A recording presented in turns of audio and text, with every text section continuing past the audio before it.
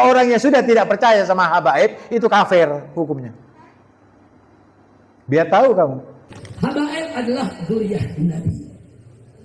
Sabit dikatakan oleh Ibn Hajar Al-Haytami, saudara, bahwa betul sudah bahwa habaib Ba'alawi turunan daripada Imam Ubaidillah.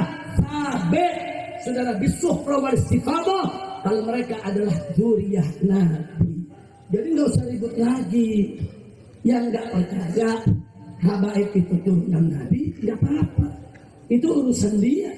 Kalian itu bukan cucu Nabi, alafu bebalafu. Nih, lihat nih. Sejarahnya lihat nih. Manuskrip, coba tolong dilihat. Tes darah yuk. Nah.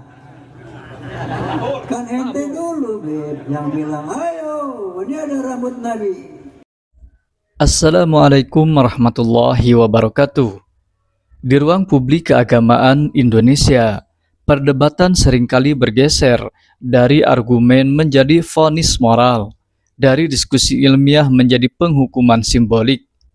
Rizik Syihab menyebut Haji Rhoma Irama sebagai setan dangdut, bukan karena persoalan akidah yang jelas, bukan karena penyimpangan syariat yang nyata, tetapi karena semata-mata Haji Rhoma Irama tidak lagi mempercayai habaib sebagai keturunan dari Nabi Muhammad SAW.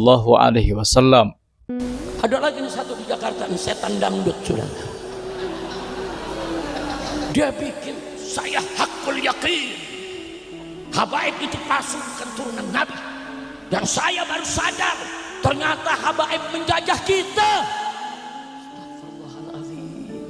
Apa habaib dibilang menjajah nih apa? Ini penting untuk dicatat. Haji Rhoma Irama tidak sedang menghina Islam. Haji Rhoma Irama tidak sedang menghina syariat Islam. Haji Rhoma Irama hanya tidak lagi percaya bahwa habaib Ba'alwi itu adalah keturunan Nabi Muhammad SAW. Namun alih-alih menjawab dengan dalil, dengan bukti, atau dengan argumen historis, Rizik Syihab memilih bahasa delegitimasi, melabeli, merendahkan, dan mengeluarkan Haji Rhoma Irama dari lingkar moral yang sah. Di titik inilah kita harus bertanya dengan jernih, sejak kapan tidak percaya kepada nasab habaib Ba'alwi bersambung kepada Rasulullah SAW itu dianggap sebagai setan?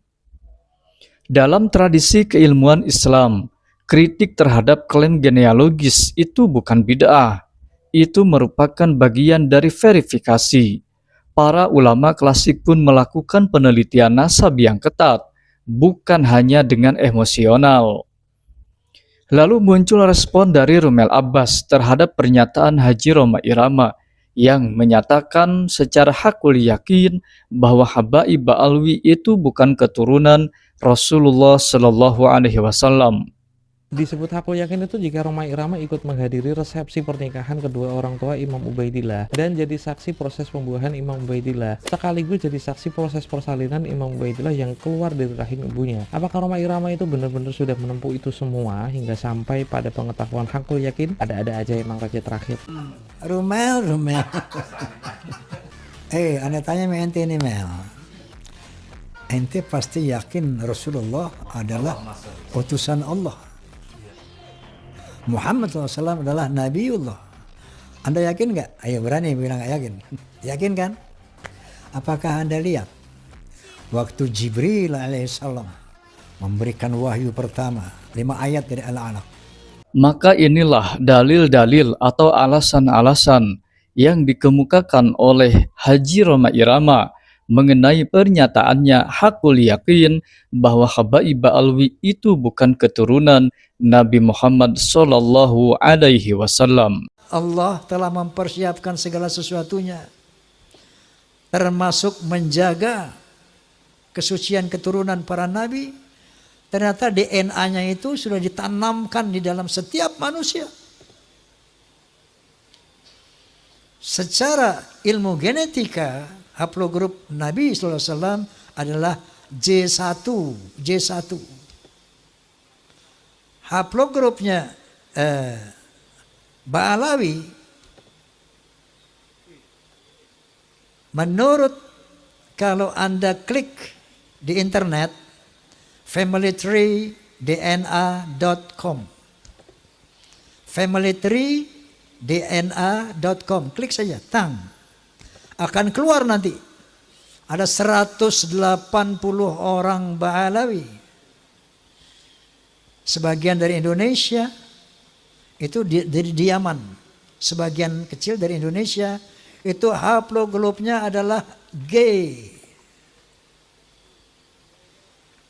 Yahudi Askenazi.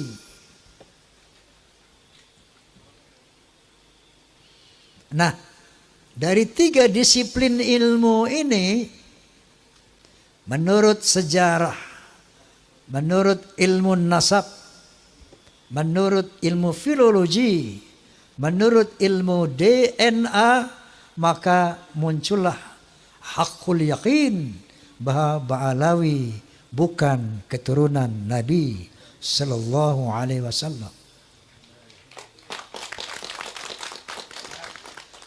Lalu di counter itu Roma Irama, menurut Gus Romel ini pembela Ba'alawi, kita bisa lihat di medsos. Itu Roma Irama sok-sok hakul yakin bahwa Ba'alawi bukan turunan Nabi, bahwa Ubaidillah itu bukan turunan Nabi. Memangnya dia pernah melihat pernikahan Ubaidillah?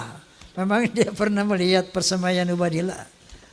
Mel, saya bilang, ente percaya nggak Muhammad bin Abdullah adalah Rasulullah? Kalau ente nggak percaya, kafir ente. Pertanyaannya, apakah Anda pernah melihat Muhammad dilahirkan? Apakah Anda pernah melihat Muhammad menerima wahyu dari Jibril alaihissalam?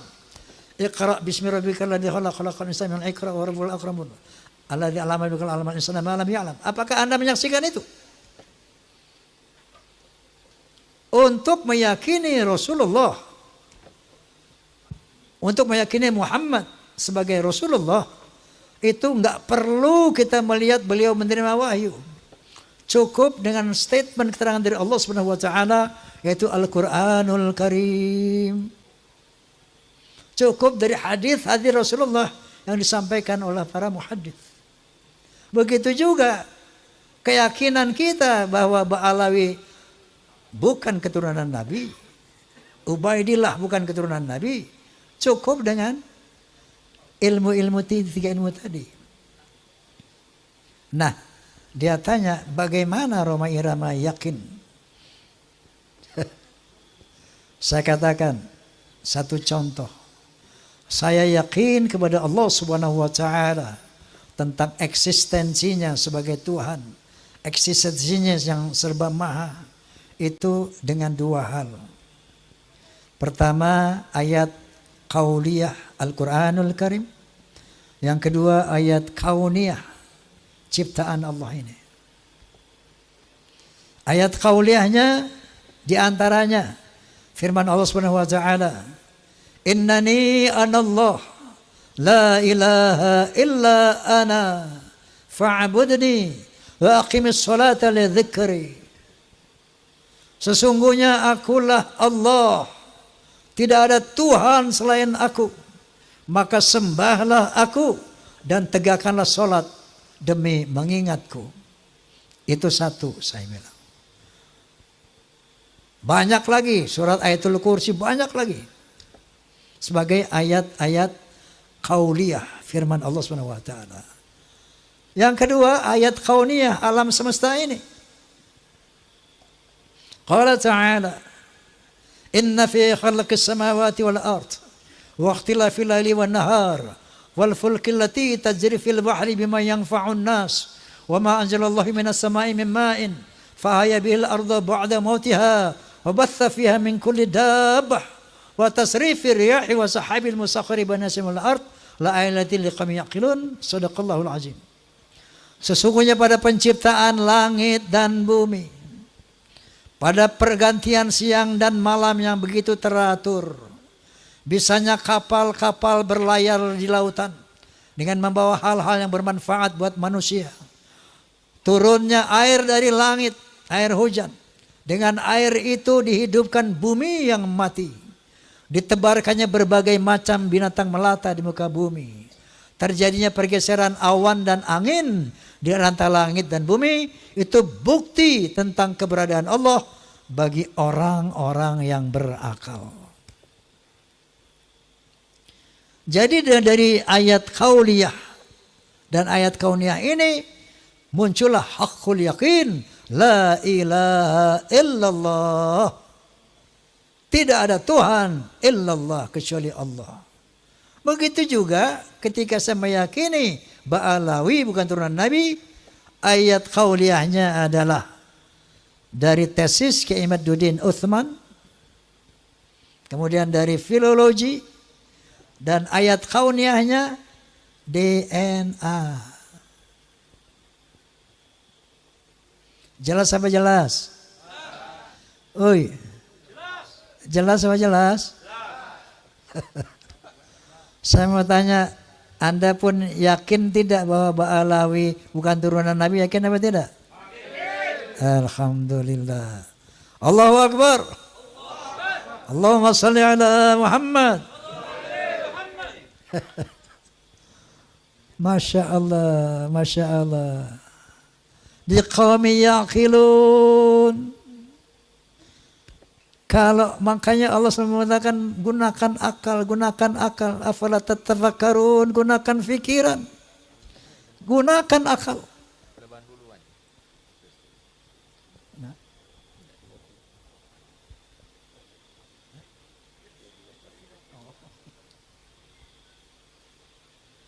Nah jadi tambahan lagi keyakinan saya itu dengan berbagai macam arogansi dan khurafat-khurafat yang tadi saya utarakan. Lengkap sudah hakul yakin saya.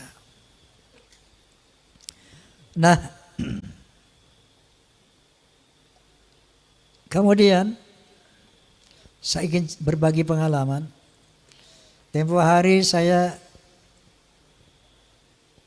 dakwah di daerah Jambi, Sumatera Selatan. Tablighul Akbar. Itu kiai-kiai banyak mengatakan, Bang Haji, kami di belakang Bang Haji. Saya pengen sih dia di depan saya, bukan di belakang ya.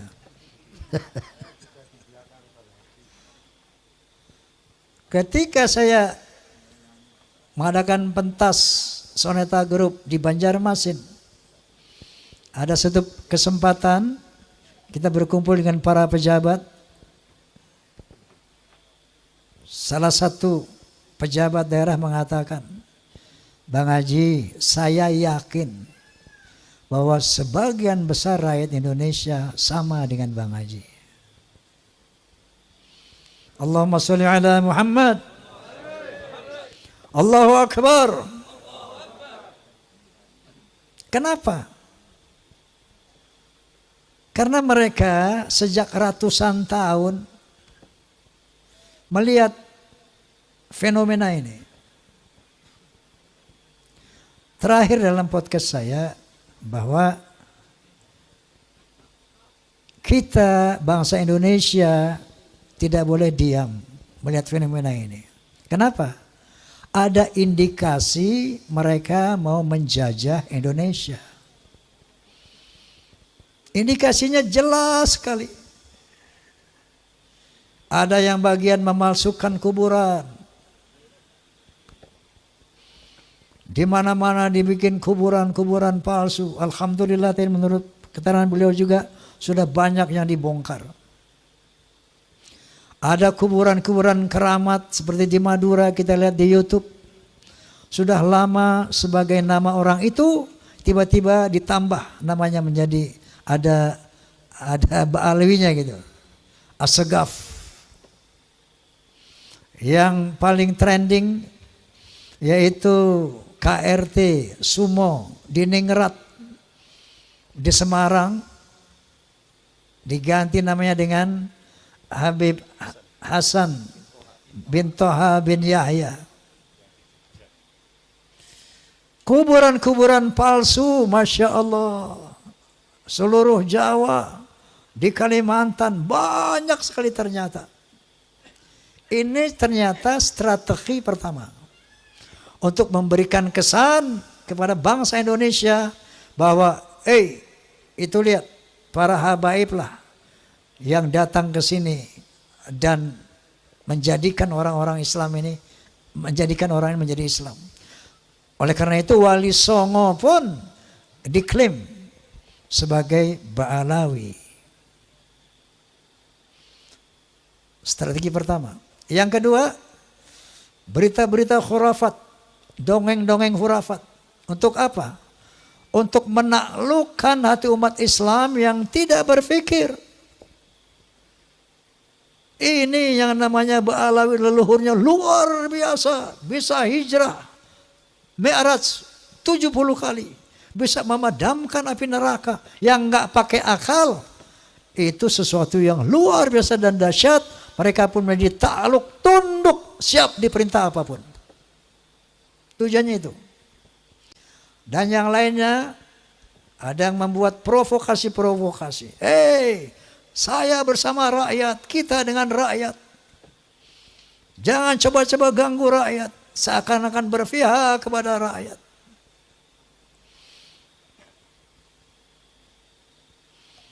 Ada lagi provokator. Asah golokmu, asah pedangmu, asah celuritmu.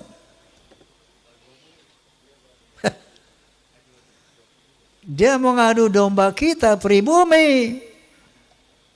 Sementara mereka akan memetik hasilnya. Faham apa tidak ini? Halo? Faham? Sehingga akhirnya mereka bisa bilang, Jawa adalah pintu tarim. Indonesia milik Aulia Tarim. Inna lillahi wa inna ilaihi raji'un. Saya sebagai putra Indonesia was-was, ngeri dan waspada. Ini ternyata doktrin-doktrin ini tidak sembarangan. Klaim-klaim mereka sebagai keturunan Nabi ternyata ada tujuan-tujuan untuk menguasai Indonesia. Ibu Pertiwi menangis ratusan tahun karena dijajah oleh Belanda, dijajah oleh Jepang. Baru beberapa puluh tahun merdeka, tiba-tiba ada gejala lagi. Kita mau dijajah oleh penjajah berjubah. Na'udzubillahimin. Itu yang saya lihat. Itu yang saya rasakan. Itu yang saya perhatikan. Masya Allah.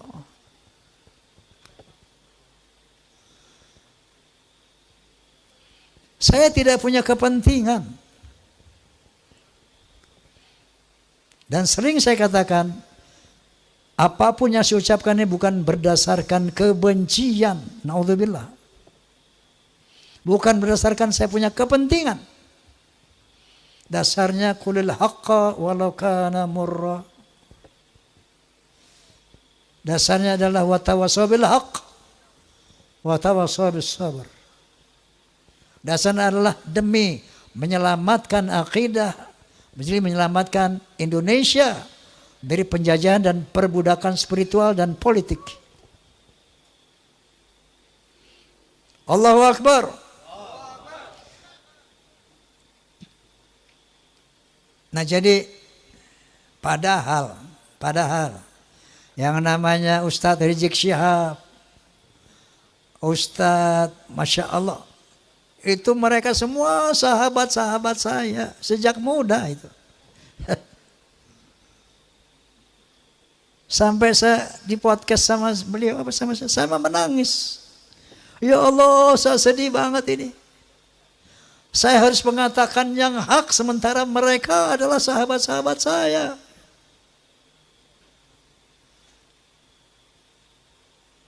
Tapi kebenaran harus diutarakan. Sepedih apapun perasaan saya. Lalu saya katakan goalnya satu, mari selamatkan akidah umat. Kedua, jaga Indonesia dari skenario yang terang benderang di media sosial. Terang benderang. Indonesia milik Aulia Tarim. Apakah kurang jelas ini? Halo? Apakah kurang jelas tujuan mereka?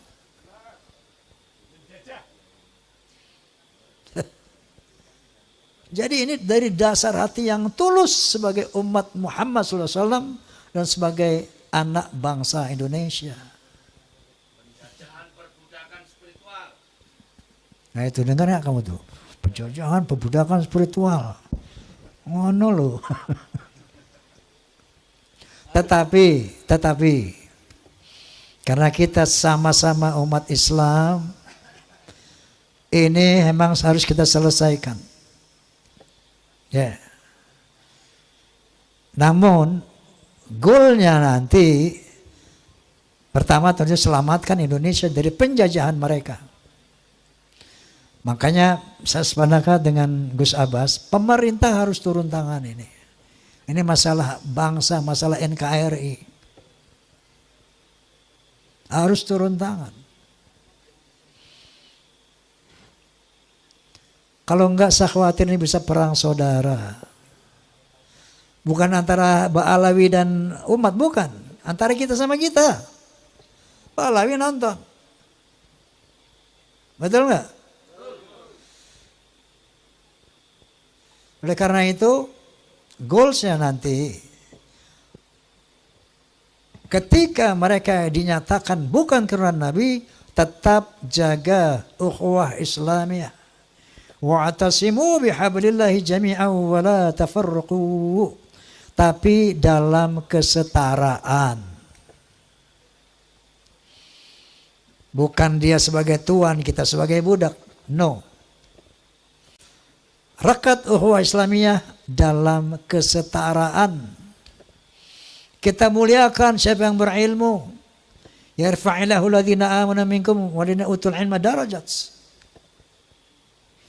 Kita muliakan siapapun yang berilmu.